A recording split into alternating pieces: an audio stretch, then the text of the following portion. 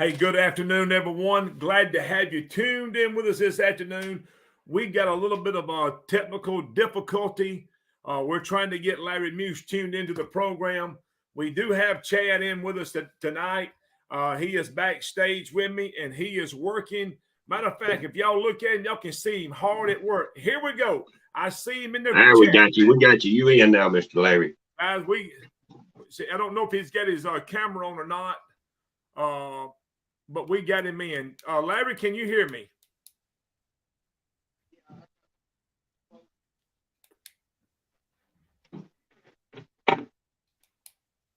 So, guys, y'all give us a few minutes right here. They're going to work on this right here. What is it, Chad? He's got something open on his phone using his camera, so he's going to get some stuff closed, and he'll be right back. Okay. Chad, what's going on, my friend? Man, how are you? Listen, I'm just being the technical director on SmackDown Catfishing. Hey, man, well, you're doing a good job, man. And, guys, we're going to give Larry a few minutes to get tuned in with us. We got him into the program now. He may have to do something a little different. And, Larry, I don't know if you can hear us, but if you have a little bit of difficulty, it looks like maybe your camera's not on. So we'll get this right here worked out. Guys, good to have y'all tuned in with us. Chad, tell us a little bit about your week, man. And here we go. We got it. We got the legendary catfisherman in. Oh, man. You better sharpen your pencils, boys and girls. Larry, great to have you, my friend. Man, it's good to be here. Yeah, yes, sir. Yes, sir. Larry, we're going to give people a few minutes to get tuned in here. Chad, tell a little bit about your day, man. Man, it was a good day. Went to Birmingham and worked for a little while today, and it didn't rain today for the first time in a while. So it was a good day. How about you, bud? You get that boat knocked out? Well, I'm working on it. Yes, sir. You better hurry. Michael's ready for that thing now. Mr. Larry, how your day go today, man? Man, it's a regular day at work, I guess. It all went good. Yes, sir. Yes, sir. Mr. Wayne Reed's in the house with us, Kevin Walters. Guys, we want to thank y'all for coming in. I want to do this before we even get started today. If you would, take a couple of friends. We got what I would say, legendary catfishing from way back. In with the program with us today, Mr. Larry Muse. He's won several Bass Pro and Cabela's championships. Ain't that right, Mr. Larry? Bass Pro championships, yeah, and the World Championship of Catfishing. Yes, sir. And so y'all make sure y'all tag a couple of your friends. We're going to see if we can't pick Mr. Larry's brain here a little bit and see what's going on. Because Chad, he's got an edge. I'm telling you, this man here he's like the Godfather. Edge. Hey, he's on the cutting edge of catfishing. Larry, I've said this wherever I go. When I first got involved here with the social media and started seeing and learning a little bit about catfishing, you was one of them people that seemed like their name was always at the top, and you're always on the cutting edge of everything that's going on and taking place. Yeah, I've been in it a long time, and I've been a lot of places. I was fortunate enough to get to fish all around the country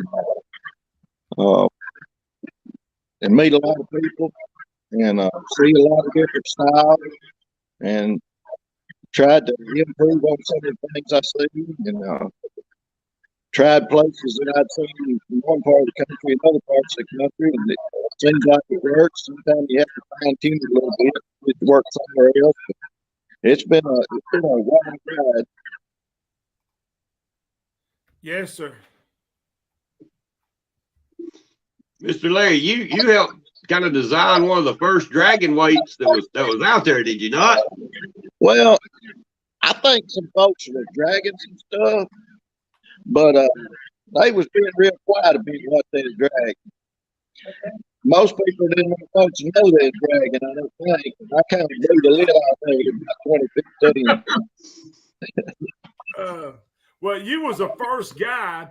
I remember I was trying to do some dragging stuff, and hey, I was tying rebar to my lines, to some little old quarter-inch rebar, and trying to do this, and I just couldn't figure it out. And I remember the first time that I seen you do an interview with Steve Douglas, and I seen where you had this dragon weight. And when I seen that, I said, that right there will work. Yeah, it sure did. I built some of those things and started trying them. Give Mr. John Stevens 2 of them, and we drug him 2 in the Tennessee and Mississippi River for 2 years. But it broke off.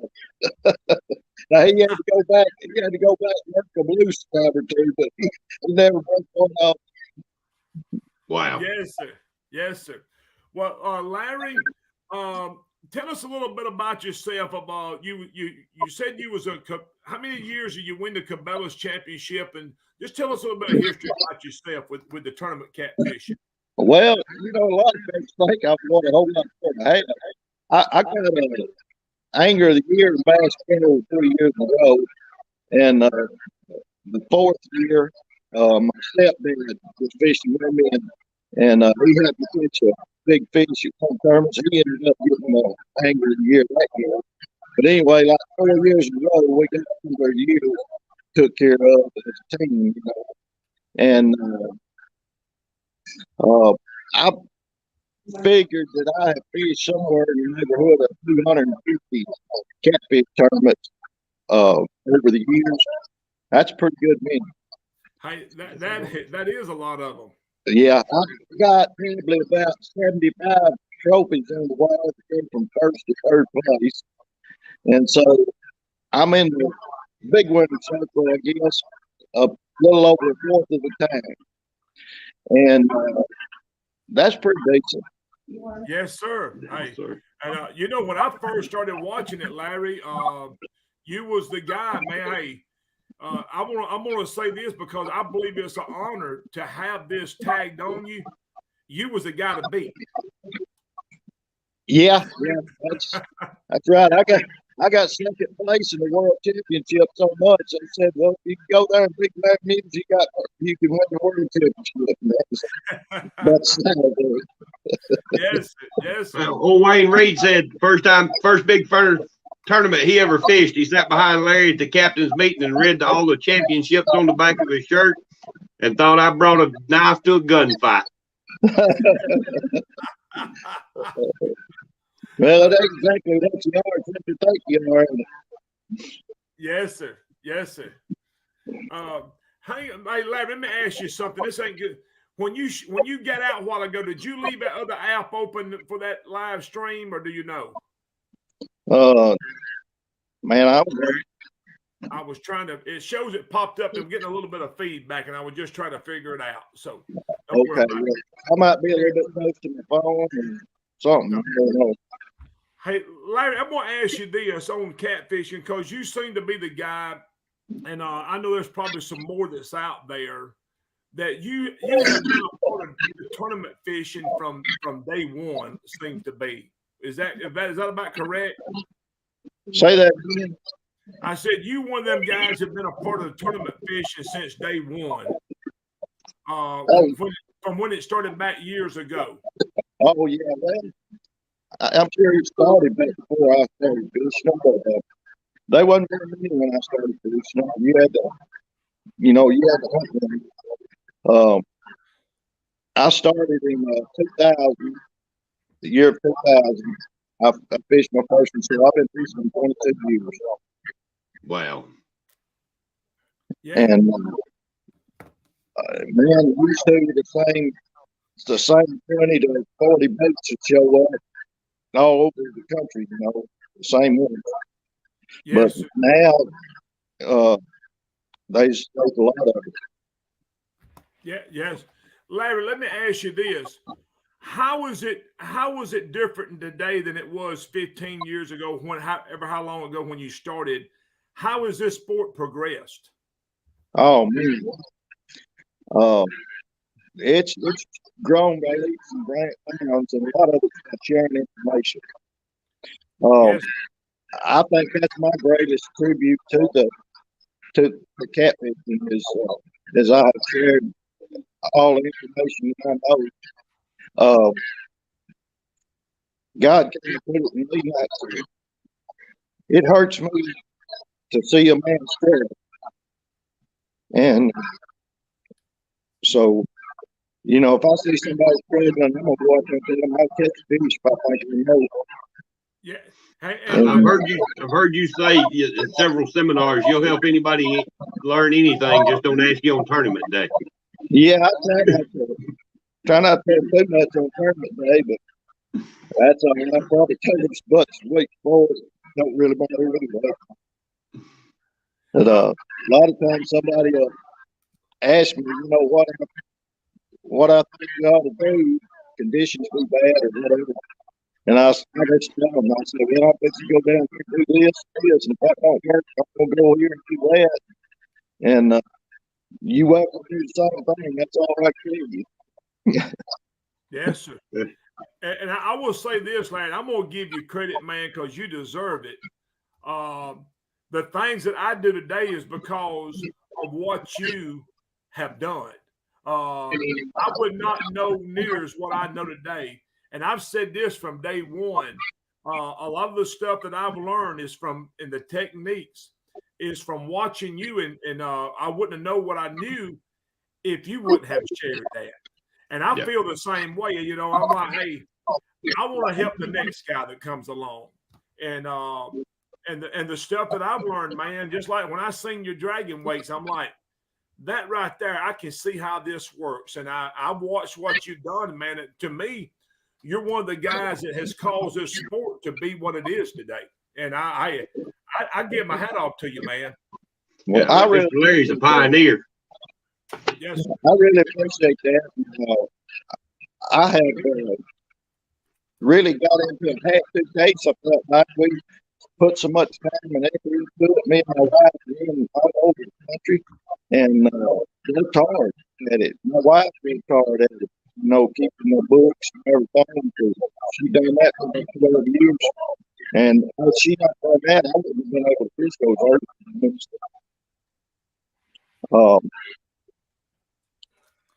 We put so much time and stuff into it, man. I felt like I had to do my best and think hard as I could and try to catch some fish every time I went out, you know, and it got easier and easier. But boy, it was tough after a while. Hey, in the last couple of years, and I'm gonna go back and say this, because people like you, and you have been one of the leaders in this, that I would say that has caused catfishing to be what it is today. That's my opinion. I think that's a lot of people's opinion. Ain't nobody tell me no different. You're the one that I believe is the reason catfishing is where it is today, and just sharing tips and techniques.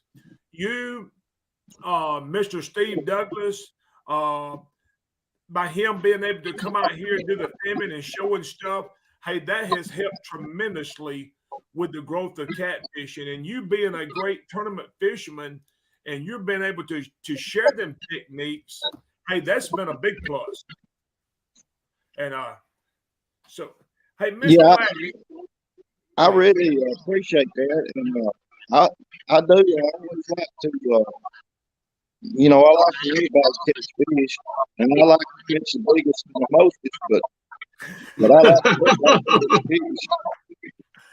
Hey, Michael Hilliard said that man's forgot more about it than I'll ever know about it. I don't know about that. Well, Mr. Larry, I'm going to talk to you a little bit about one of your, I think it may be one of your favorite things. I don't know. What is your favorite technique of fishing, catfish? Wherever they biting, but I think that you love to do that bumping, don't you? I do. I like bumping. I just like to have the number. You know, I don't mind leg fishing or whatever. As long as I get the fish's number, I'm good.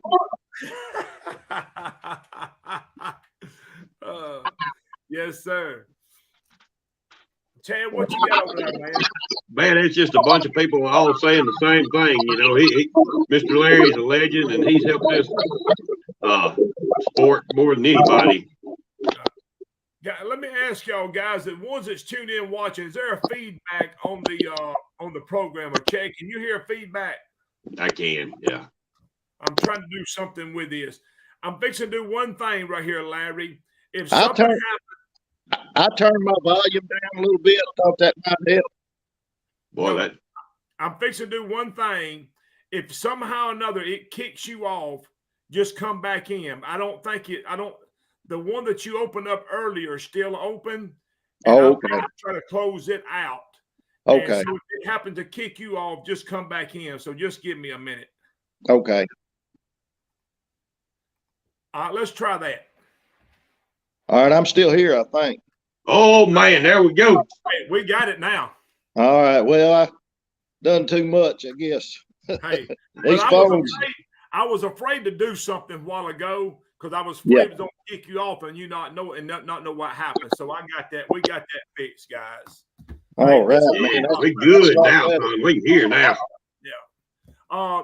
Larry, going back to the tournament catfishing, I know that when it comes to share a little bit about bumping and some of the stuff that you like to do and how you like to do this, because you seem to be one of the pioneers on this also. Well, I think bumping started here below Pickwick Dam. I'm sure some folks were doing some forms of it in other places too, but when I was a kid below Pickwick Dam, a lot of folks would. Now this was way back yonder. Now this was back in the late '60s, early '70s. There was folks out there that would, didn't have no trolling motor, and they would drag a winter weight. Y'all know what a winter weight is, don't you? I do. I know exactly what that is. All right, it's just a round weight like goes in the wall there beside the window. There's a counterbalance on your window, in old houses. And anyway, you carry your 4 winter weights.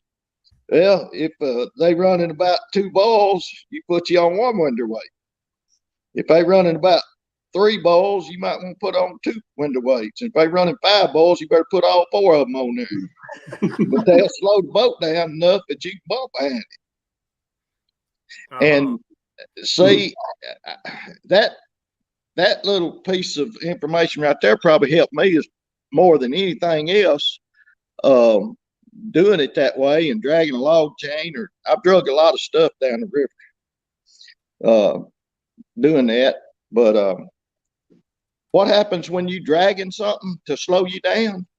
Guess what? It's going to eventually hang something. Well, yeah, you don't want to be standing up there. You don't be standing right back there, both feet up together on the transom. I'll tell you that. I've been in the river before. But now what happens is, if you up there with a trolling motor and you trying to hold it dead into that current where you can drift back on that current, well, you in it part of the time. And if you real good, you in it most of the time. Mm-hmm. But you ain't in it all the time. Sometimes you slipping a little sideways. Well, that means your center of your bait's not going where your bait's going to end up when you ain't going right down that current. Well, when you dragging something down the river and that current's pushing you always fishing right straight down current. Yeah. You see what I'm saying? I got you. I do. Yeah. Now you don't get but one shot down through there because after you drag them winter weights through them, they'll usually leave. Hey, this thing does scale like a cover of quail. Yeah, you need to move over a little bit and go down through there. When you make your next drift, you want to move over a little bit. Yeah.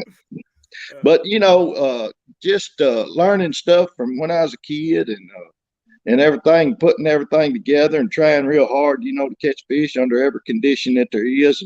And here where I live, the water that I was able to fish has really been a blessing too, because Pickwick, man, you can go fish still water. Yeah. Or you can fish, right in the balls and fish current just about any day of the year. And you can go on down river and fish some deeper water, slower current, depending, and you got all kinds of places you can chase fish. You can chase them all the way from, chase them from Pickwick Dam all the way to Wilson, and you can chase them from Pickwick Dam all the way to Kentucky Dam. That's a pretty long run through there, and you can fish.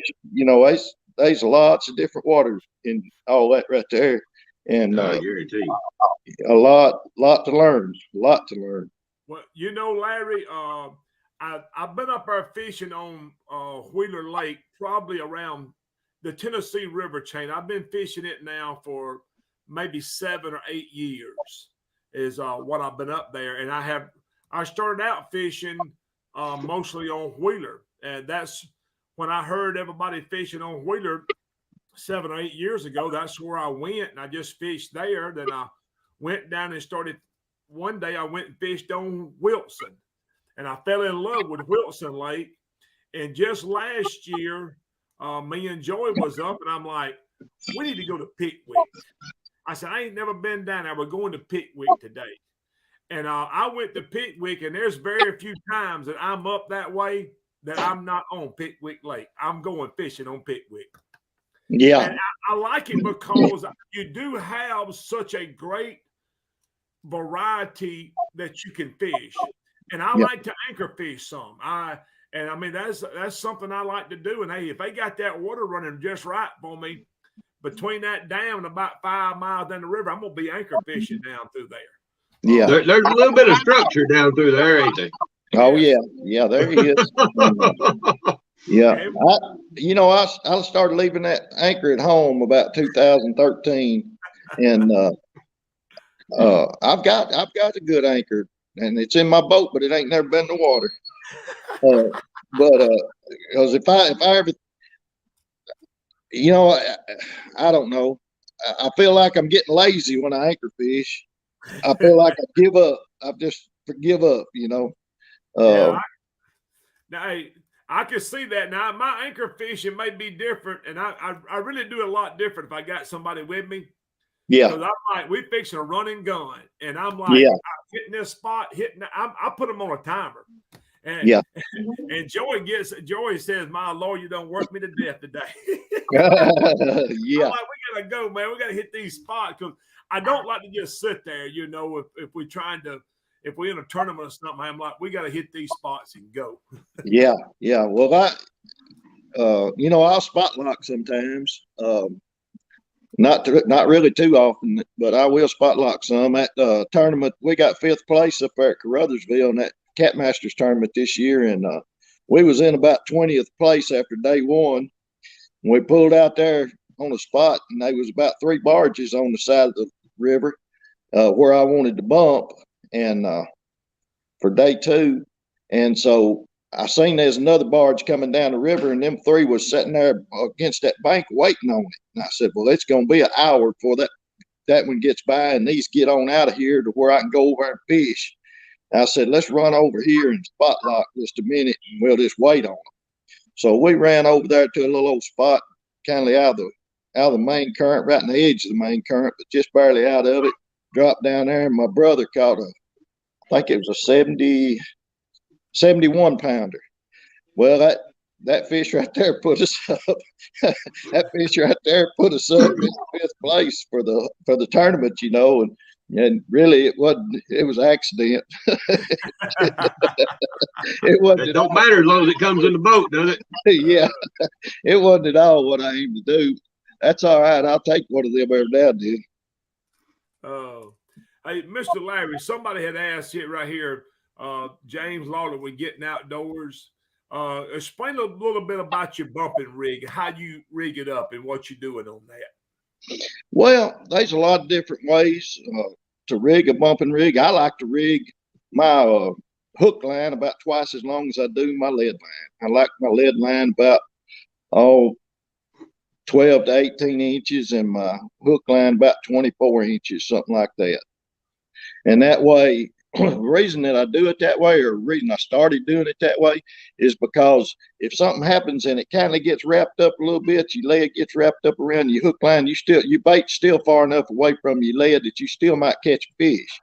That keeps you from bumping down through there. Right. That keeps you from bumping down there 30 minutes and your hook sitting right on your lead. Yeah. And because every now and then it'll twist up with you, Yes, sir. And So that's why I do that. But man, there's so many different ways. Like when I won the Monsters on Ohio tournament, we had so little current, and they was a bank I wanted to bump so bad I couldn't stand it. We had so little current, we couldn't hardly bump it. We sat there suspended in a hole, and we caught some pretty decent fish that day, suspended in that hole. But I kept watching that current, and it was getting just a little better and a little better. Well, finally, I said, boys, here's what we're going to do. We're going to put a 1 ounce sinker on these bumping rigs, and we're going to cut us all a skipjack head, and we're going to hook it with his mouth open so he'll catch some water. And we're going to go up there and fish that bank. And guess what? We wasn't there 5 minutes. We put a 25 pounder and a 63 pounder in the boat. Boom, boom, just like that right there. Hey, well, you had that down because, hey, hooking him with his mouth open, it made a difference of pulling that weight. Yeah, well, it wouldn't go on. You know, you hook him with his mouth closed, he would get 5 foot behind the boat. You hook him with his mouth open and let him pull a little bit, get him on down there a little bit. And, you know, there's always there's tricks to everything. You just got to be thinking on your feet in them tournaments because, you know, things are different. Like I always snap a hook with the line coming out of the hook side, the point side of the eye, you know, and you can rub that across your arm and it'll hang you every time, you know. Well, that's all well and good unless you fish and cover. If you fish and cover, that's the best way to hook one 90% of the time. But if you fish and cover, when it comes close to the end of the tournament and you ain't got no fish because you try and draw them out of cover and you know you're going to have to go in there and get them and you know you're going to have to bump through that mess, the best thing you can do is pull that hook off there and tie it backwards so it don't hang every limb down there and go down through that with it. Hey, Larry, I don't know what this is about, but Jeff Dodd just put on here, don't tell about SpongeBob. Oh, man. Jeff wants me to tell about SpongeBob's what he wants me to do. Well, he done got it started. You got to tell us now. Yeah, well, since he started it and told me don't, I'll just go ahead and tell you. Me and Jeff Dodd was fishing. When we done good, we got second place in tournament up there. And it was a Sea Art Classic up there at Alton, about the first or second year they had it up there. And me and Jeff went up there in my boat. Jeff was running a tracker at that time. We went up there in my boat to fish that tournament. And we didn't have much bait, man. We worked hard trying to get some bait. We finally got us up enough to maybe fish a tournament. I think we had I don't know if we had 15 or maybe 20 to pre-fish and the tournament with. And I said we didn't want to waste no bait pre-fishing much, and we didn't want to run a big old head down through there. And so I got me. He said, "Here, you put this head on, run it," and I got it. And he cut him a chunk of bait, and that son of a gun, it was the biggest skipjack I think we had in there. And he cut that joker just as square, just as long as that fish was tall, and a big old square chunk of bait. And I said, "What's that, Jeff? Those SpongeBob cut?" He said, "Yeah, I guess that's what it is." And we started down through there, and he didn't hit the bottom just a few times, and wham, he caught one weighed about 45 pounds. I said, "Oh." So when we got up there and signed up at that fish tournament, they said, "What's the name of your team?" And I said, "Team SpongeBob." I've been Team SpongeBob ever since. I was kind of wondering where that come from. Yeah. But I'll tell you about that SpongeBob bait now. If you cut you one like that, you got to be real careful how you hook it, because if you don't hook that dude right in the center, that thing will flip around like a screen door going down through there, and it'll wind you up. But if you hook it, you can run one of them, but you better hook her dead center. Oh, What kind of things do you look for when you're bumping, Mr. Larry? Kind of tell everybody what you like to bump through. And I know there's a lot of different, it depends, but. Yeah, it does depend on a lot of different things. A lot of times, if that old river's falling, I always like to go deep. I like to go deep anyway. That's my choice. That's my favorite. I love to fish deep. And if that old river's falling, boy, I feel like it's my cup of tea then. Mm-hmm. If it's been falling for a good while, that's really my cup of tea. If it won't stop and start rising, messing around, if it'll just keep on a steady, slow fall, boy, man, I like to get in that deep water and get after them. But I've learned that when they do that, a mud bottom's usually best, seems like. A good mud bottom, it's hard to, in that Mississippi River, especially, it's hard to tell sometimes what's mud and what ain't. It all looks like sand on your depth finder, pretty much to me. It feels different though, don't it? But that's right. That's right. About the only way you can tell where that mud is put something down there and bump it along. When that sinker starts sticking, when that sinker starts sticking, you know you're in the mud then. And boy, I get excited. They goosebumps come up on my arms when that thing starts sticking down there. And that river's been falling. And one of the best days I ever had, me and my brother made 5 little old short drifts, went and weighed in 5 fish, and we had 245 pounds. Good gracious. And that was down at Vicksburg, Mississippi. And all we done was, the river had been falling about 6 weeks down there. And I went down there and I looked, and all them people was anchored like we used to back when I first started fishing. Everybody anchored back in. I was one of the first ones to not anchor. I started suspend drifting way back yonder a lot. And but anyway, we got down there and them folks was all anchored on the side of the bank. And I looked, we eased down through there. And I told my little brother, I said, if these fish do what our fish do at home, I said, we fix to spank these boys. Because I said, they fishing for little fish up there where they at. And sure enough, boy, I mean, we made 5 little short drifts and wham, we caught I think it was a 48, and then an 18 was our smallest one, and another 48 and a 56 and an 87. Good gracious. Yeah, when I hooked that 87, my little brother said, man, he come up behind the boat about 20 yards, and his mouth was open. He looked like he was about to drink that Mississippi River. And he said, good grief, is that fish go 100 pounds? I said, no, I don't think so, but I think he's going to push the heck out of Nanny. Sure enough, he weighed 87, boy. That was a big old fish. Yeah. I bet he opened that mouth in that Mississippi River, and you had to hold on for just a minute, didn't you? Yeah, and we was trying to go with him. Oh. But you know, I like these rivers. I love Tennessee and the Cumberland and Ohio, and you know, you just got to take what they give you. You got to give the fish what they want. I'm asking you boys. I've heard them say several times, you know, you got to give them what they want. You got to give it to them like they want it, you know, and they're exactly right. They are exactly right. You got to be able to think on your feet on these tournaments, you know. Well, Larry, you know, one of the things I always go back to, and it's changed my whole way of thinking. When it comes to tournaments, we used to go fishing and we go out there and fish, and you come in and they just didn't bite today. And I've come to learn, somebody told me one time, said they bite every day. And they brought up, said, go to a tournament. Said, if you have a tournament, you got some of the best guys out there. Said, I promise you, some people going to come in and say they didn't bite today. There's going to be some people come in and says, boy, they was really biting today.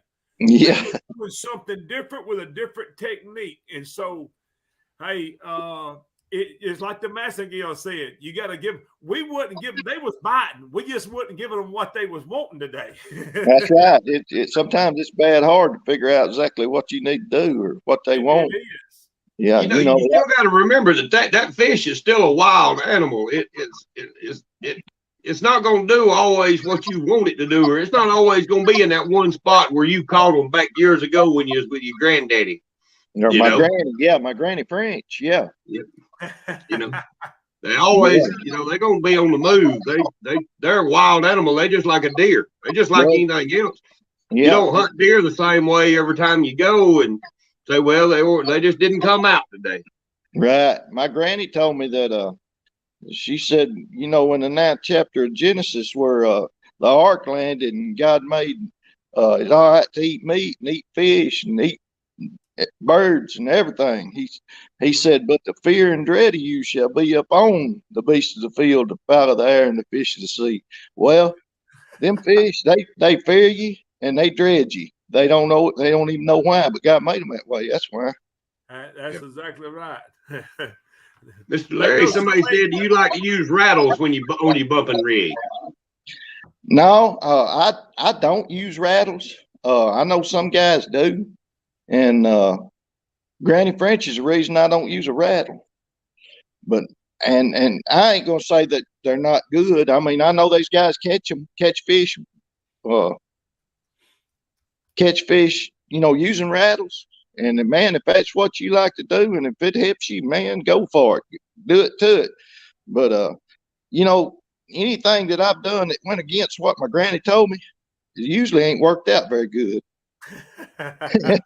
So somebody had a rattle one time on something. My granny said, said, "Boy," she said, they ain't nothing out there. She said, ain't nothing out there in the river that makes that kind of racket except for a drum. And said a buzzer only made a drum. So anyway, I just gotta stay away from rattles. Yeah, keep it natural looking. Yeah, natural. That's and like I say, some of them boys, they do real well with them rattles. They do good with them rattles, but it just ain't part of me, and that I just don't use them. Now they get tearing me up too bad. I'm liable to sneak one over there and see what it does. Yes, sir. Well, hey, that's the way I am, Larry. I don't hardly fish with no rattles. Hey, but hey, if I'm having one of them days when we ain't catching nothing, I'm like, well, I may try to rattle one up. I may see if that deuce does something. Yeah. Right order. I believe you'd be better off just try to pray you one up. That's the best way anyway, ain't it? That's right. Because that's the one thing about them tournaments or anything else in life. If God don't want you to win it, you ain't gonna win it. Hey, that's exactly right. And you know something, Larry? I'm a firm believer in that. I'm a firm believer. We do things, and Joey fishes with me a lot, and then we start our day out. Hey, that's what Lord, bless us today with a great day, and this, that, and another. And Lord, we need your direction. And hey, if we don't get it, we just don't. But hey, it's in the Lord's hands. Yeah.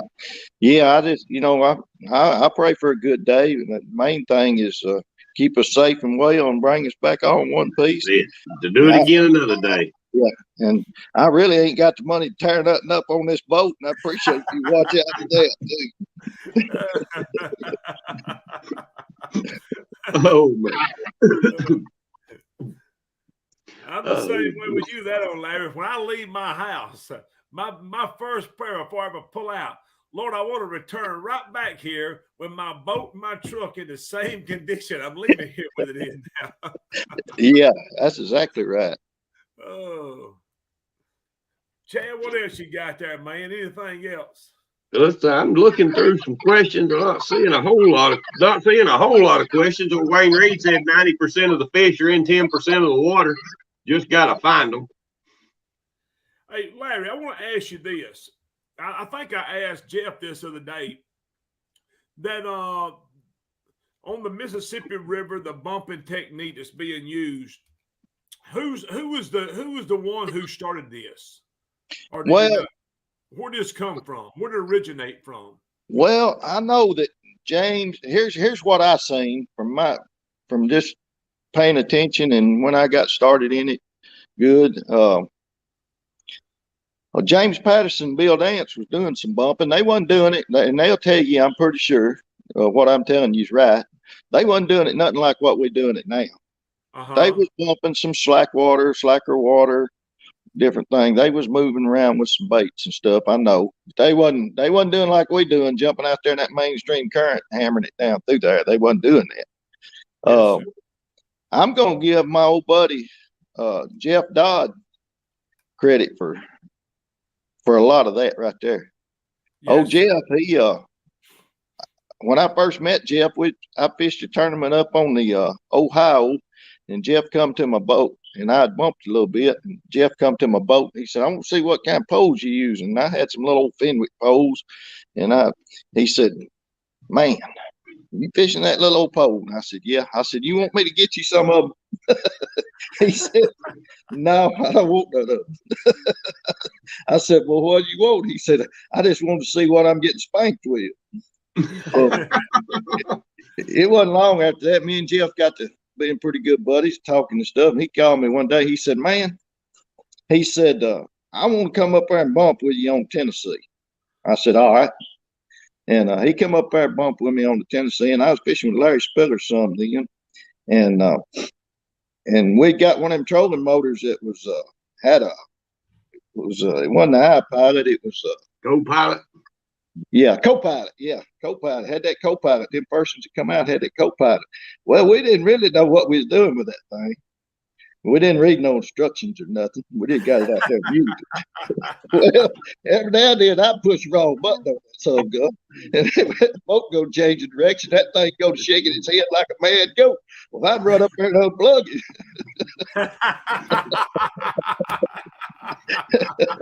Yeah, I get her started back over. We get to going on down through there. Well, Jeff come up. Jeff knowed how to use his. Jeff told me. He said, "Come on back here." He said, "You gonna run the boat?" I said, "Yeah, let me have that control." He gave it to me. We started down through there. He said, "No." He said, "Come on back here." I said, "Oh, I got to get up here with this trolling motor." He said, "No." He said, "You can run it from back here." I said, "Oh, Lord, I got to be up there with that thing." He said, "Run it from back here." I run it there. He said, "You got button right there." And he said, "That thing will stay pointed where you got it. You won't have to mess with it." I said, "Rick." He said, "Yeah." We went bumping down through there, and I watched that trolling motor. I said, "Boy, I've been messing up." I said, "Well, mine go to shaking its head like a mad goat, and I run up there and unplug it when it did." He said, "Boy, get back here." He said, "All right." He said, we caught some fish that day. We had a good time. And he told me, he said, "Here's what I'm going to do." He said, "I can do this on the Mississippi River." I said, "Jeff, man, that Mississippi River is mean." I said, "You be going so fast, there ain't no way catfish catch it, bait." Because we're going in Tennessee about a half mile an hour, I said, "There ain't no way." Well, he called me in about a week or two, and he said, "Man," he said, "I caught a 45 and a 55 down here the same day, bumping in the Mississippi River." And I said, "Man, I'll have to try that." Well, the next tournament we had, I got down there, and man, I went out there and found me some fish, and I got on one of them skyr holes on the dike over there, and got set up on it.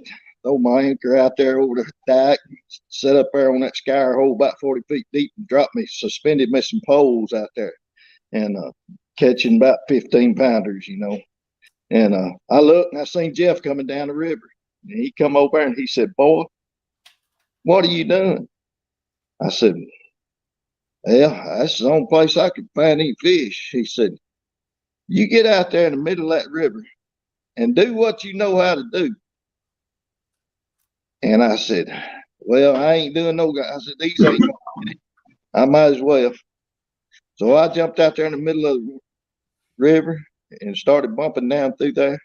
Right there, just about before you get to Mud Island, down through there, and right in the middle of the river, I caught one weighed about 25 pounds. Bam! And I said, "Whoa, look at here!"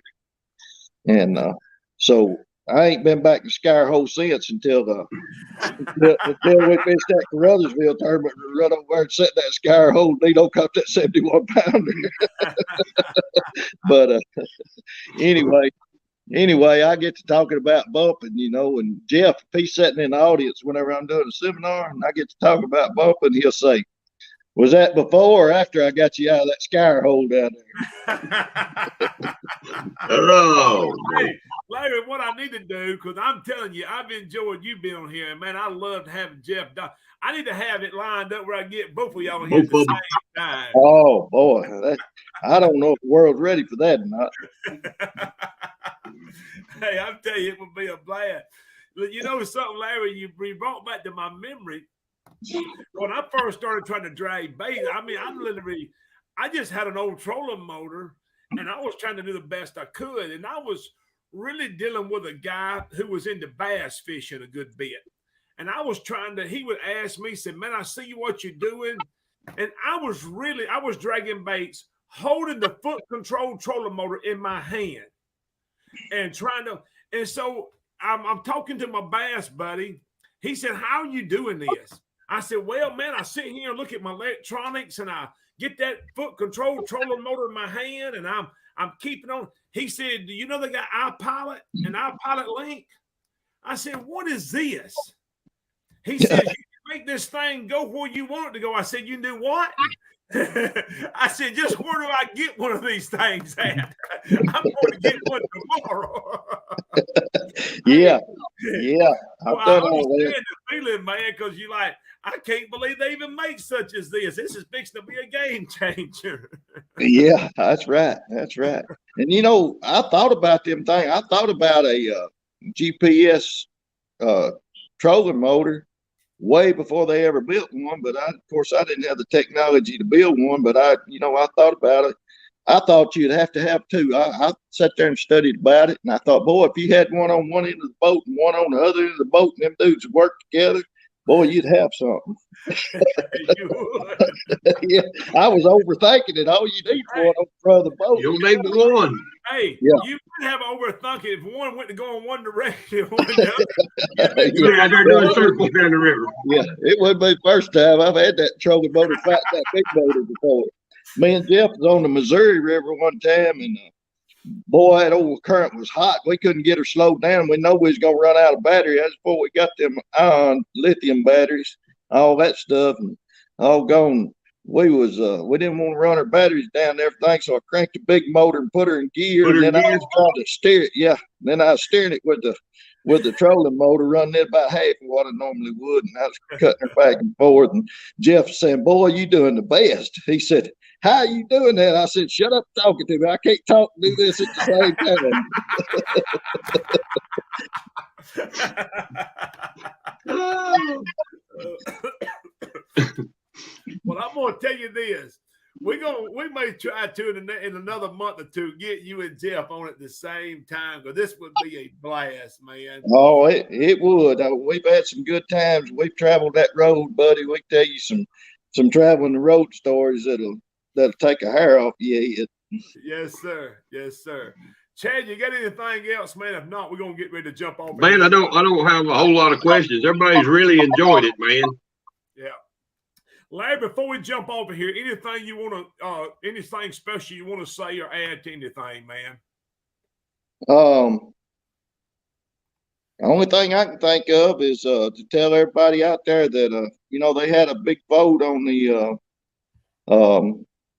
Hall of Fame. Who goes in the Hall of Fame? My name was on the list, and I really appreciate whoever nominated me on the list. And I don't know who that was, and we don't know who's got it. Won't know till February, but I sure do appreciate everybody that voted for me. Yeah, yes, sir. Hey, if anybody, it's well deserved. You earned every one of them. I promise you. That's the way I feel. And Larry, I tell you right here, that's the way I feel about it. I will tell you, like I said last year when they come out with it, and when they made the Hall of Fame, I said, "How in the world is Larry Muse not on here now?" Yeah, well, that was my response. Yeah, they some fine fellas on there now.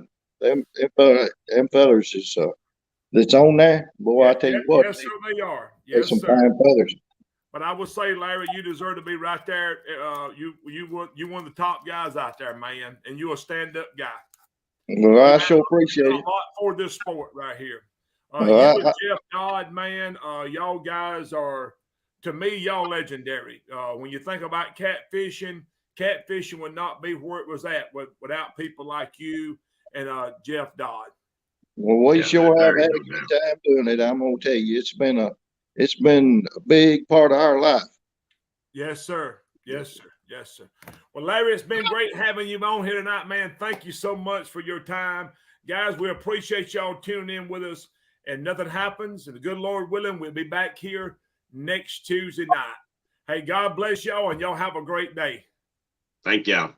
All right, thank you. Larry, have a good day, man. Thank y'all you so too. much. Thank you, Mr. Yes, Larry. sir. Appreciate it. Yes, sir. Thank you.